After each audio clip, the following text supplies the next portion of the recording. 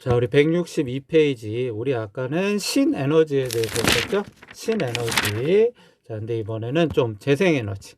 자, 재생에너지도 뭐 신에너지의 한 종류겠죠? 자, 그래서 재생에너지 같은 경우는 여러분 알고 있는 햇빛, 물, 자, 땅에 있는 열, 그다음에 강에 있는 물, 생물의 유기체, 뭐 비료 같은 거 같이 자, 지속적으로 계속해서 사용 가능한 자원을 변환하여서 이동하는 게 바로 재생에너지. 그러니까 에너지를 그냥 낭비하지 않고 얘네들을 다시 변환해서 쓰는 에너지.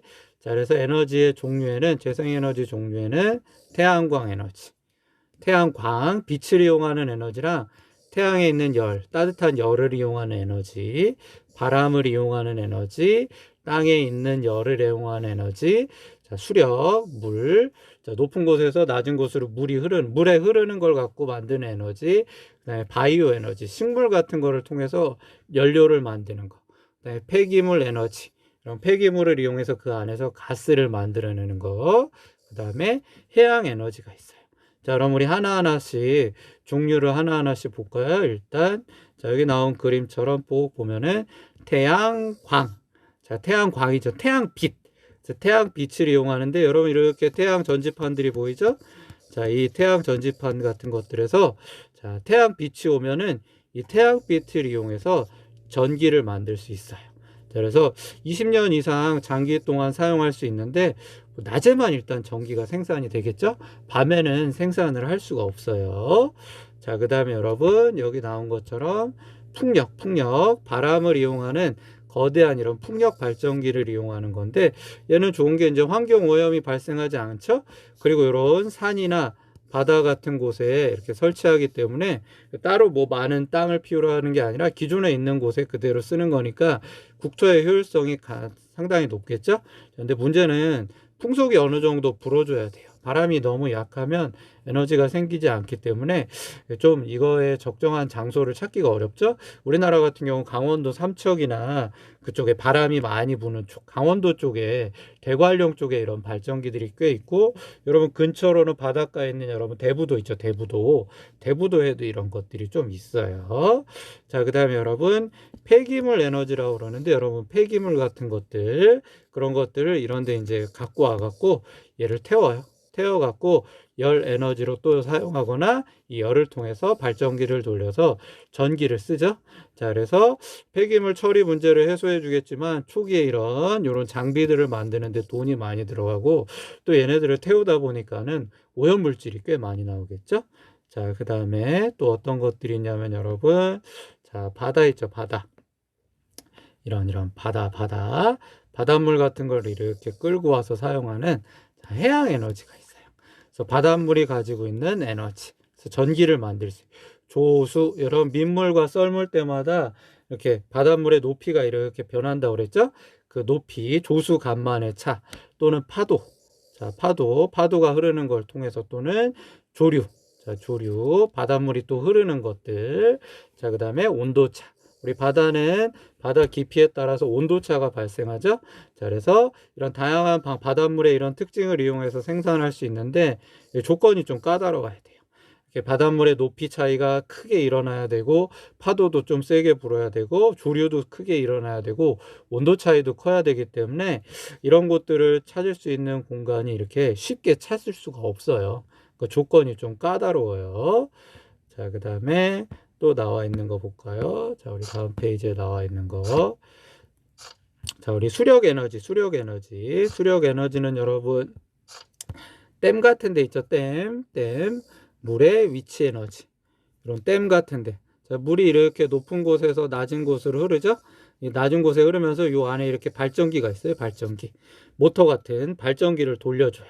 그러니까 물이 높은 곳에서 낮은 곳으로 흐를 때 그 물의 흐름을 통해서 발전기를 돌려서 전기를 만드는 거거든요. 회전력으로 전기 에너지. 좀 비용이 적고, 왜냐면 물이 이렇게 흐르면서 자동으로 만들어지니까 운영 비용이 좀 적게 들어요. 그리고 발전 수요 시간이 짧아요. 그래서 근데 초기 건설 비용이 상당히 많이 들어요. 그래서 우리나라도 초창기에는 돈이 많이 들지만 그래도 결국은 이 수력을 이용해서 전기 에너지를 많이 얻었어요. 아마 원자력 다음으로 많이 얻는 게 이 수력 에너지일 거예요. 그래서 개발도상국 같은 경우도 이렇게 댐 같은 거. 그래서 우리나라도 초창기 산업이 발달할 때는 이런 대규모 댐들을 많이 만들어 갖고 그 에너지를 많이 사용을 했어요. 자, 그다음에 지열, 땅에 있는 에너지죠. 여러분 이렇게 땅이 있으면 그 안으로 이렇게 파고 들어가면은 여러분 의외로 온도가 이런 지표면보다 이 땅 속이 더 따뜻해요.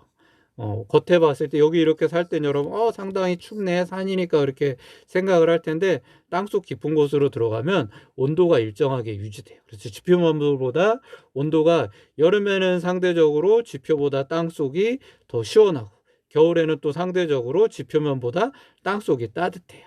그래서 지열을 위해서 생성된 온수, 겨울 같은 경우는 땅속이 더 따뜻하니까 이렇게 따뜻한 물을 얻을 수 있겠죠.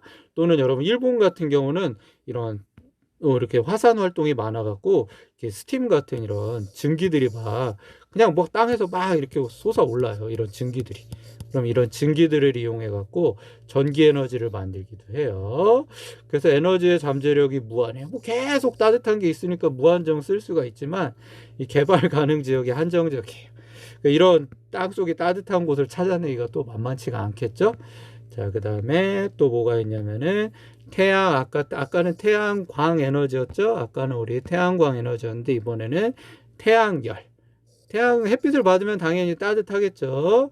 그래서 이 태양열을 이용해서 냉난방. 자, 온풍이 에어컨도 돌릴 수 있고 난방도 할 수 있는 거죠. 전기 에너지. 그래서 설치가 간단하고 유지 관리가 쉬우나 자연 조건에 따라서 그 태양빛이 잘 들어오는 곳에 장치를 해야 되겠죠. 그 다음에 나온 게 여러분 바이오 에너지. 여러분 옥수수 같은 거 있죠.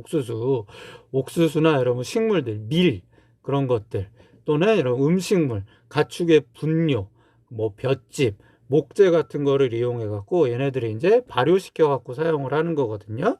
식물 같은 거를 이용해 갖고 얘네들을 발효시켜서 연료를 만들거나 또는 전기를 만들어요.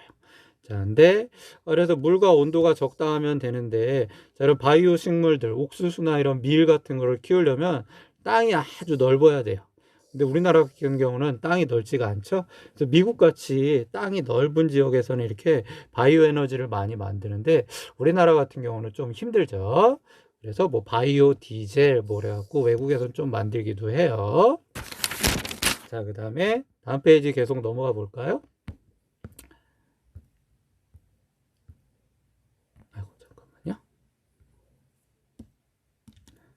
자, 효율적인 에너지 이용 방안. 여러분 상식적으로도 많이 알고 있는데 좀 실천을 많이 못하고 있죠? 자, 우리나라는 에너지 자원이 상당히 부족한 나라예요. 자, 우리나라는 에너지 자원이 부족한 나라이기 때문에 외국에서 많이 수입을 하죠. 그래서 우리나라가 경제에서 이 에너지를 수입하는 게 상당히 비중이 높아요. 그래서 에너지에 의해서 에너지 값이 올라가면 경제가 상당히 어려워지거든요. 참고로 우리 지금 현재 경제가 어려운 것도 뭐 전쟁도 있지만 전체적으로 에너지 값이 오르기 때문에 석유 값이 올라가고도 많이 우리나라 경제가 어렵거든요. 자, 근데 또 우리나라가 좀 에너지 값이 다른 나라에 비해서 싸요. 그러다 보니까 사람들이 아끼지 않고 계속 증가하다 보니까 악순환이 일어나고 있어요. 그래서 지금 에너지 값이 우리나라가 지금 뭐 요새 에너지 값이 올라간다고 그래도 선진국보다 에너지가 훨씬 더 싼 편이에요. 그래서 에너지를 계속 쓰고 있죠. 아껴 써야 돼요. 자, 그런데 뭐 세계적으로도 경제가 발달하다 보니까 에너지 소비량이 증가. 특히 중국까지 거대한 나라들이 계속 이제 산업화가 되다 보니까 에너지 소비량이 증가하고 있죠. 그러다 보면 에너지 자원이 이제 고갈돼요.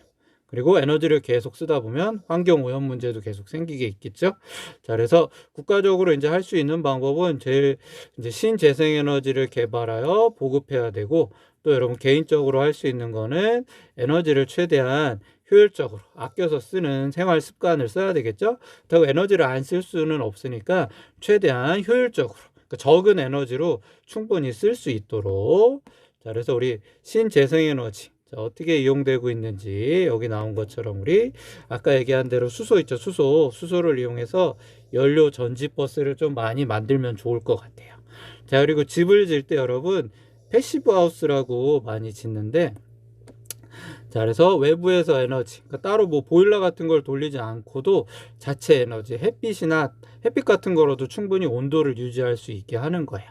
그래서 뭐 여기 보면은 삼중 유리창, 그래서 단열 강화제 해갖고 열이 공기의 흐름이 잘 돌아가도록 해갖고 공기가 밖으로 빠져나가지 않고 내부에서 잘 순환돼 갖고 굳이 그러니까 여름에는 계속 시원하게 유지되고 겨울에는 따뜻하게 될 수 있는 패시브 하우스라고 선진국 유럽에서는 많이 쓰이고 있는데 아직까지 우리나라는 좀 이 패시브 하우스에 대한 게 좀 많이 부족해요. 앞으로도 계속 연구가 되겠죠.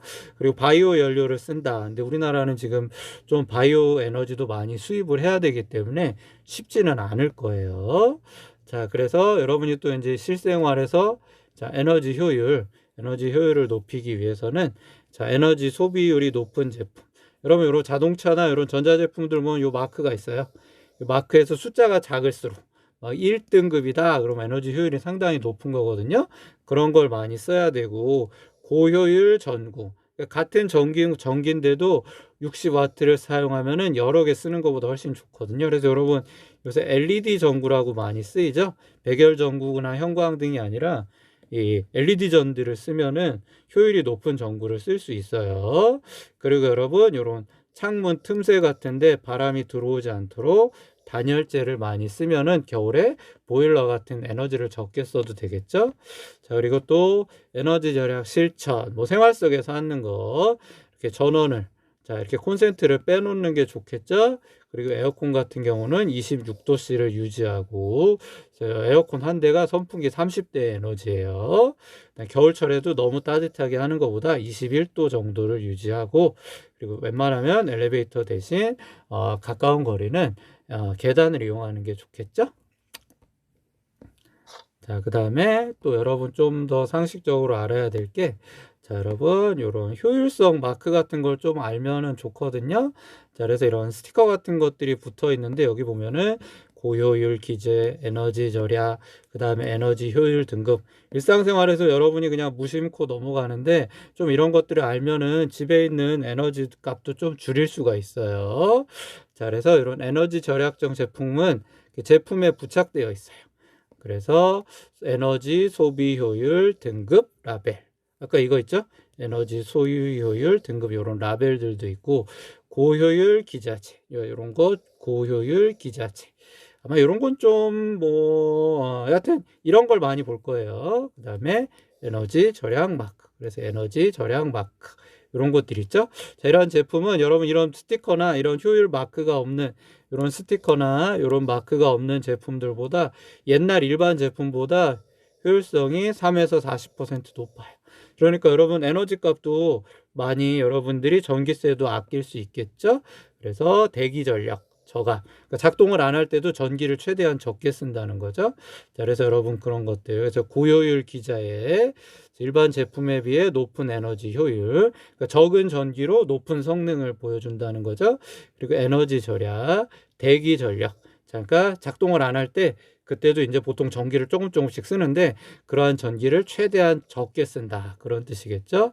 자, 그래서 뭐 요새는 이런 것들 저감 기준에 법으로 많이 해서 이런 부착하도록 저기 미달함 이런 것도 붙이게 돼 있는데 요새는 기술이 다 좋아갖고 이런 제품들은 거의 안 나오겠죠.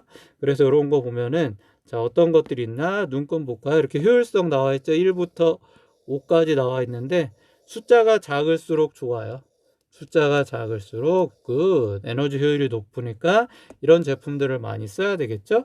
가격은 뭐 가격 차이도 조금 나긴 하겠죠. 그 다음에 여기 나온 월간 소비 전력 보통 한 달 동안 여기 나온 것처럼 38.9 kWh 뭐 이만큼 사용을 한다. 그다음 여기 CO2 여러분 알고 있죠? 이산화탄소. 그래서 이산화탄소 배출량. 한 예를 쓰면 1시간에 23g의 이산화탄소를 만들어낸다. 그다음에 뭐 모델명 용량은 나와 있고, 자, 그다음에 뭐 1년을 예를 사용하면 1년 동안 에너지를 75,000원 정도 사용을 한다. 물론 사람에 따라 다르겠죠? 그냥 표준적으로 썼을 때 이 정도가 쓰인다. 그래서 이런 걸 알면은 좀 제품을 살 때 좀 더 에너지 효율적인 제품을 사용할 수 있겠죠?